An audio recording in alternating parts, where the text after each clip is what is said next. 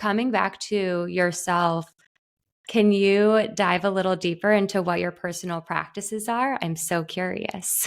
Your personal practice, your rituals, your routines right now, and how you're currently transforming yourself. Yeah. So in the morning, I've been getting up and doing a practice called prostrations, and it's a physical practice. It's to open up all the channels. It's also to purify the body, Mm. and it looks kind of like you're stretching out on the floor, and then almost doing a push up, and then standing back up. It's very simple, but it's common in the Far East as a practice of like humility and cleansing, purifying the body, speech, and mind. And then I do a couple Tibetan Buddhist practices, Mm. one for love and compassion embodiment, and another practice for removing obstacles and fears and making the impossible possible. So a lot Mm. of chanting, a lot of sitting practice. It's evolved a lot. We just took a trip to India and Nepal, a group of us from the company, and we learned a new practice. It's a green Tara practice. And Mm. I always thought, Green Tara, she's so like peaceful and boring. Like I've never really had a personal connection, I thought, until we started doing the practice. It's about an hour long, a lot of chanting and singing and visualizing and mantra. But then all the descriptions of there's actually 21 different Taras, and they're all like, they look differently. And the visualization is really symbolic. It's really just about removing obstacles within ourselves. It's not really Mhm. anything external. It's not really like a deity that's out there necessarily. It's more like, how do I dissolve the obstacles that are inside of me that prevent me from awakening and seeing more clearly? Mm. So it's like, yeah, it's a beautiful like practice that every day I feel like changes me in ways that I don't even understand and couldn't even explain. But they're old Tibetan Buddhist practices. I don't really consider Buddhism a religion. For me, it's more like a path. It's like a map. If you want to get from A to B, you do this specific practice. And there's 84,000 practices. And, it depends on what you need in the moment for where you're going. Mhm. But those would be my practices. Other than that, it's like, it could be something as simple as, and this is going to sound silly, but like my spiritual teacher has also been really clear about instructions on how to shit. He would always say Mm. like, you all don't know how to poop. And I'm Ugh. thinking, we're humans. We've been pooping since we're babies. Like, of course we know how to poop, right? What was And his then reasoning? he gave us instructions, and I started practicing it, and it's like, holy hell, he's right. Like, Holy I shit. mean, Pun intended.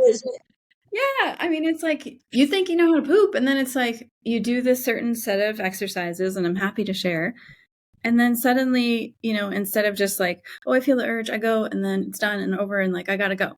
It's like you take your time with it, you're patient. Maybe it takes you 5 or 10 minutes extra, and you do like some certain, points and massages on your body, and you end up pooping like 3 times in a row.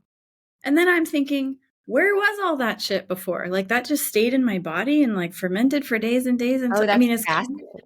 it's disgusting, but it's like also, whoa, like what It if makes all so of us much were like, sense, though. We're consistently compartmentalizing energy. It makes sense that that would get stuck in our body, and then like we that wonder like, rigidity. why are we in a bad mood? Or why did we gain weight? Or why do I have cellulite? And it's like, we didn't know how to poop. And then we don't necessarily know how to sleep properly. We don't know how to breathe. We don't know how to move, so that it's like, it's just pretty, fundamentally basic, but Mhm. there are so many different practices that are simple and easy. But that's what it's all about, right? Is having these tools take us back to our pure nature and ourselves. And this conversation reminds me of a conversation I recently had with Elena Brower, who I saw on your website. And she's also practicing Zen Buddhism.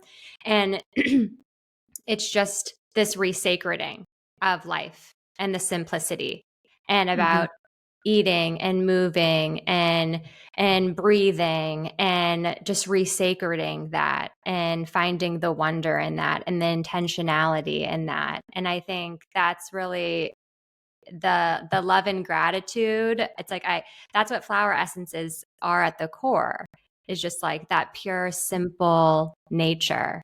And I feel Mhm. like it's becoming a practice of mine. I need to I need to buy a new Lotus Way. But it's been a practice of mine recently that's like given me, it's like a practice of sending love and gratitude back to the earth. Mhm. And it's like that cyclical nature. Yeah, I Yeah, mean, now you can get complicated with all different types of practices, but ultimately, I mean, the Sakyamuni himself said, if you want to become fully enlightened, like fully enlightened meaning 100% free of fear, anger, jealousy, greed, ignorance, all the crazy stuff. If you want to be fully realized, you can attain that simply by being aware of every single breath in and out from the Mhm. moment you wake up in the morning until the moment you go to sleep. And Yeah, you don't always have to fly to India that's or so easy. much more simple. Pardon, what'd you say? Not easy, but simple. Definitely not easy. That growth journey is challenging, but it's where I found the most light at the end. It's where I've been able to connect deeper with myself. And I feel that you feel the same.